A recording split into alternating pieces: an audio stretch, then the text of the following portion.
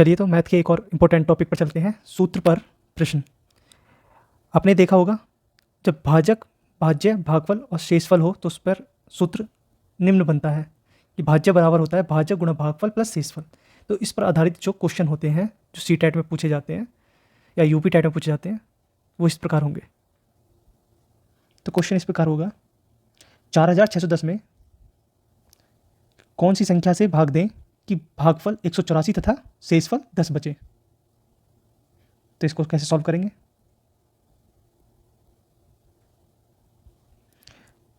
तो मान लेंगे भाजक बराबर x होगा। अब सूत्र क्या है हमारा? भाज्य बराबर भाजक गुणा भागफल प्लस शेषफल।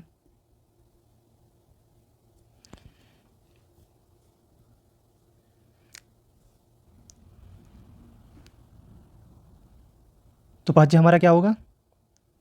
4610 इक्वल टू भाजक x है मल्टीप्लाई भागफल हमारा दे रखा है 184 और शेषफल 10 हुआ। अब इसको सॉल्व कर लेंगे हम। 10 को इधर ले आएंगे, माइनस का 10 इक्वल टू 184x।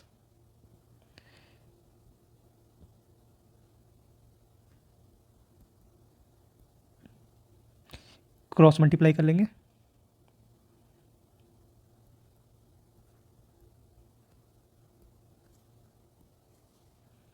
तो ये टोटल 25 बार चला जाएगा। अतः x की वैल्यू हमारी निकल के आ गई 25 और x ही हमारा क्या है? भाजक।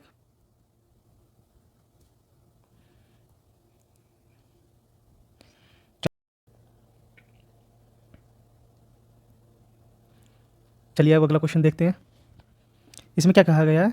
भाग के एक प्रश्न में भाजक जो है भागफल का 5 गुना है। तो लिख लेंगे भाजक बराबर भागफल का 5 गुना, ठीक है, तथा शेषफल का यानी फिर से यही भाजक कितना है? शेषफल का 3 गुना, ठीक है। हमें आगे देखते हैं, यदि शेषफल 30 हो तो भाज्य बताइए। शेषफल दिया है तो यहाँ रख देंगे हम 90 आ गया। अब इस भाजक की वैल्यू को हम यहाँ पर रख देंगे, इक्वेशन मान लेंगे इसको 1 में, ठीक है। तो 90 इक्वल टू भागफल गुणा 5, क्रॉस मल्टीप्लाई कर लेंगे,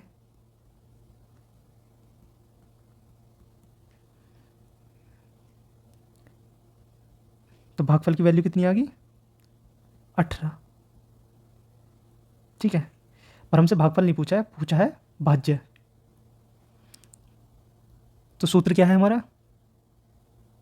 भाज्य बराबर भाजक गुणा भागफल प्लस शेषफल, ठीक है। वैल्यू रख देंगे हम। तो हमारे पास किस किस चीज़ की वैल्यू है इस टाइम? देखिए हमारे पास भागफल है, शेषफल है, भाजक की वैल्यू हम निकाल लेंगे यहाँ से इक्वेशन नंबर 1 से, ठीक है। तो भाजक बराबर भागफल गुणा 5 है। तो भागफल की वैल्यू कितनी है हमारे निकल के? 18, 18 गुणा 5 90, ठीक है। तो हमारे पास भाजक की वैल्यू भी आ गई, रख देंगे इनकी वैल्यू हम। तो भाजक कितना हुआ? 90, भागफल 18 और शेषफल हमारा 30। तो इसकी मल्टीप्लाई करके आ गया 1620 प्लस 30 इक्वल टू 1650, ठीक है। तो यही हमारा क्या है? भाज्य।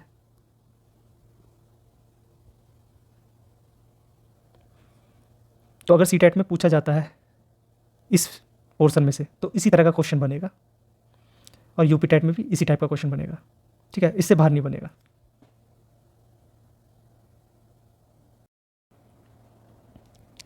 देखिए क्वेश्चन, अंकों 2, 3, 4, 6, 7, 8 को निम्नलिखित रिक्त स्थानों में व्यवस्थित किया गया है। ये वो रिक्त स्थान है जिनमें इन्हें व्यवस्थित करना है।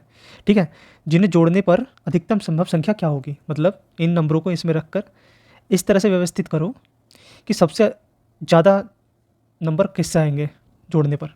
ठीक है, तो इसका सिंपल सा तरीका है, बड़े नंबर यानी कि इसको अवरोही क्रम में भरो। कैसे? अवरोही क्रम। ठीक है, अब अवरोही क्रम होता क्या है? दो तरह के क्रम होते हैं, एक तो होता है आरोही, एक होता है अवरोही। आरोही क्रम का मतलब होता है यानी 1 2 3 4 5 इसी तरह से नंबर आगे बढ़ते चले जाएंगे, और अवरोही क्रम का मतलब होता है जैसे 10 9 8 7 और इसी तरह से घटते चले जाएंगे। ठीक है, तो अब देखिए हमें अवरोही क्रम में भरना है यानी घटता हुआ क्रम देखना है। तो सबसे बड़ा कौन सा नंबर होगा? 8। ठीक है, तो हम पहले खुद का अपना टेबल बना लेते हैं।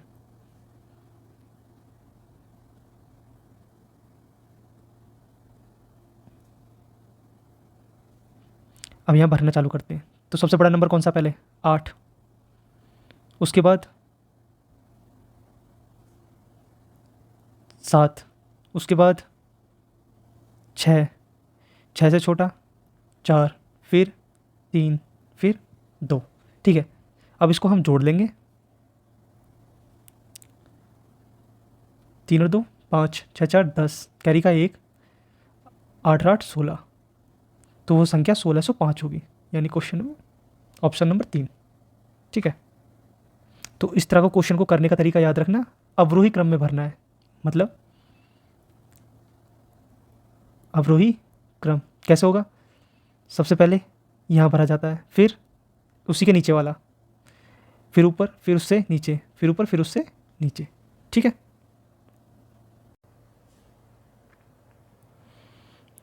तो नेक्स्ट क्वेश्चन ये है। क्वेश्चन में गिवन है 18 सही 3/4 में कितने चतुर्थांश हैं? तो कितने चतुर्थांश है ये निकालते हैं हम। ठीक है, तो कितने चतुर्थांश, इसका मतलब होता है कि ये जो संख्या है 18 सही 3/4 का 1/4 हिस्सा। ठीक है, यही क्या है? चतुर्थांश बताएगा हमें। 18 चौक 72, 73 74 75/4 अपॉन 1/4। नीचे की मल्टीप्लाई ऊपर से और नीचे वाले की मल्टीप्लाई इस ऊपर वाले से। ठीक है, क्रॉस मल्टीप्लाई करते हैं, 75 गुणा 4/4 गुणा 1, 4 से 4 कट गया, यानी आंसर आया 75 चतुर्थांश है। कितने? 75। ठीक है, सिंपल क्वेश्चन है बिल्कुल ये।